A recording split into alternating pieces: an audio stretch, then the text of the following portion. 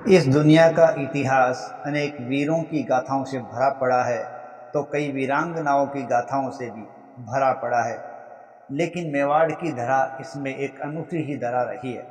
इस धरा में न केवल वीरों ने बल्कि वीरांगनाओं ने भी अपना नाम दर्ज करवाया है, और उनके साथ ही साथ उनके प्रिय जानवरों ने भी इतिहास में अपने आप को दर्ज करा दिया।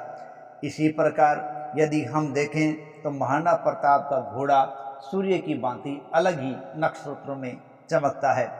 उसके बारे में बहुत से लोग जानते हैं, लेकिन महाराणा प्रताप का एक और जानवर था जो हल्दी घाटी के युद्ध के अंदर महाराणा प्रताप के साथ साथ अपनी छाप छोड़ गया, और वो हाथी था राम प्रसाद हाथी, जिसे बाद में पीर प्रसाद नाम अकबर ने दिया था। तो आइए उसी राम प्रसाद हाथी की गाथा आज की इस कड़ी में सुनते हैं। राम प्रसाद हाथी। बहुत कम लोग महाराणा प्रताप के स्वामी भक्त हाथी के बारे में जानते हैं। दरअसल महाराणा प्रताप का एक प्रिय स्वामी भक्त हाथी था राम प्रसाद, जो कि बचपन से ही महाराणा प्रताप के साथ था। मेवाड़ी हाथियों में राम प्रसाद बहुत ही चतुर और बहुत ही समझदार हाथी माना गया है। ये राम प्रसाद हाथी इतना बुद्धिमान था कि किसी भी महावत को उसे किसी भी प्रकार का निर्देश देने की आवश्यकता नहीं रहती थी, वो स्वयं ही समझ जाया करता था।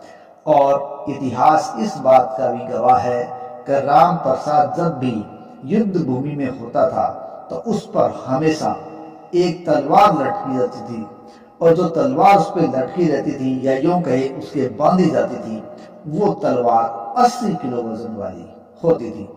और इतनी भारी तलवार जब उसके बंधी होती थी तो जब भी शत्रु दल का कोई घोड़ा या हाथी उसके सामने आता तो राम प्रसाद उन्हें बहुत ही आसानी से मौत के घाट उतार देता था। इस प्रकार ये हाथी महाराणा प्रताप का स्वामी भक्त हाथी था। हल्दी घाटी के युद्ध ने राम प्रसाद को भी प्रताप और चेतक के साथ साथ अमर बना दिया। इस युद्ध में राम प्रसाद हाथी ने अपने रण कौशल और स्वामी भक्ति का परिचय दिया था।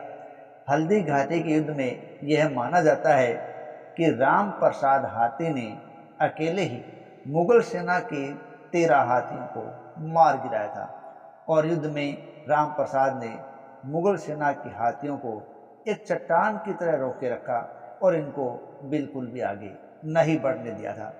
इस युद्ध में इतिहासकार बदायूनी मौजूद था। उसने हाथियों के इस संघर्ष के बारे में लिखा भी है। उसने अपनी पुस्तक मुंतखब उत तवारीख में इस हाथियों के संघर्ष के बारे में लिखा है। उसने लिखा है कि मैंने इस तरह का दृश्य जिंदगी में पहली बार देखा है। इससे पहले मैंने कभी ऐसा नहीं देखा जिसमें एक हाथी बिना महावत के लड़ रहा हो।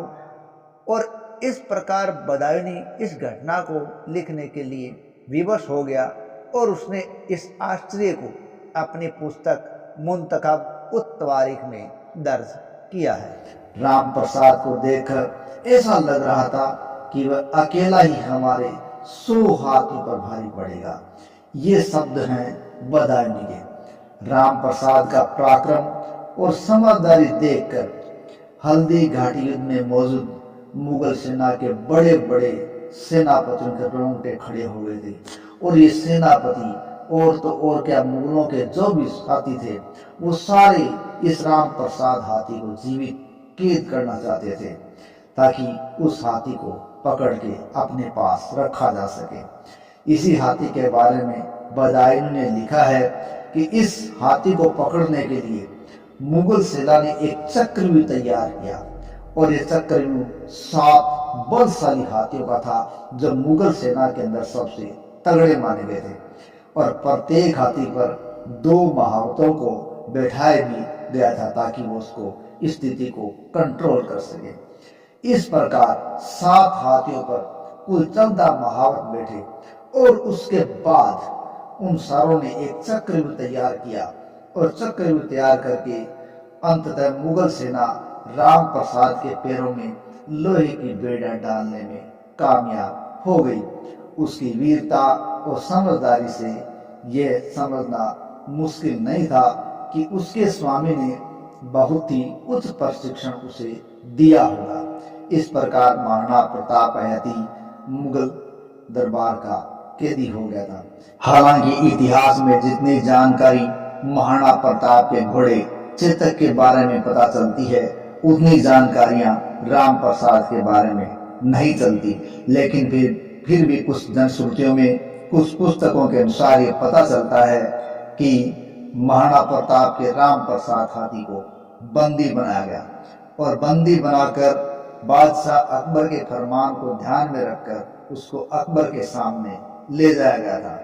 और उस हाथी को देखकर अकबर अचंभित रह गया और उसने उसे अपना निजी हाथी बनाया और साथ ही साथ उस राम प्रसाद का नाम बदलकर उसने पीर प्रसाद रख दिया और उसे इस पीठ पर शाही गद्दी पहनाने का आदेश दिया और कहा इस पीठ पर शाही गद्दी पहनाई जाए और 1 हफ्ते बाद वो इस पर सवारी करेंगे।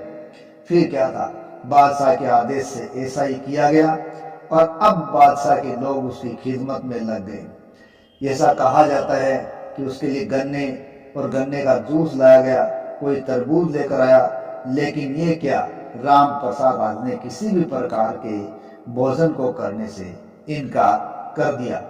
और ऐसा भी पता चलता है कि उसकी हालत से ऐसा महसूस हो रहा था जैसे उस हाथी को ये पता था कि वो अब दुश्मन की कैद में है। इसलिए वो बार बार कहते हैं कि किले के मुख्य दरवाजे को देखता और शायद इंतजार करता कि महाराणा प्रताप आएंगे और उसे पुचकारेंगे, जिसके चलते वह मुख्य द्वार को कहते हैं बार बार देखता था। जब राम प्रसाद ने कहते हैं कि 3 दिन तक कुछ भी नहीं खाया, तो बाद में बादशाह ने आदेश दिया इसे जबरदस्ती खिलाने का प्रयास किया जाए और कहते हैं उसके बाद तो उसकी यातनाओं का दौर शुरू। इतिहास से पता चलता है कि राम प्रसाद हाथी अकबर के कब्जे में 17 दिन तक भूखा रहा और एक दिन 18 दिन निढाल होकर वो जमीन पर गिर पड़ा और इस प्रकार राणा प्रताप का हाथी राम प्रसाद वीर गति को प्राप्त हो गया। लेकिन उसने जानवर होने के बावजूद भी अपनी स्वामी भक्ति निभाई और अपने स्वामी के अलावा दूसरे को कभी भी सवारी का मौका नहीं दिया। इस प्रकार अकबर राणा प्रताप और हाथी दोनों को ही नहीं झुका पाया था। तो जैसे बहादुर राणा प्रताप रणबांकुर थे, उसी प्रकार उनका हाथी राम प्रसाद भी था, वैसा ही चेतक था। इस प्रकार के रणबांकुरों के पास इस प्रकार की स्वामी भक्ति वाले जानवर भी थे। धन्य है ये रणबांकुरे, धन्य है मेवाड़ की धरा जिसने ऐसे वीरों को जन्म दिया।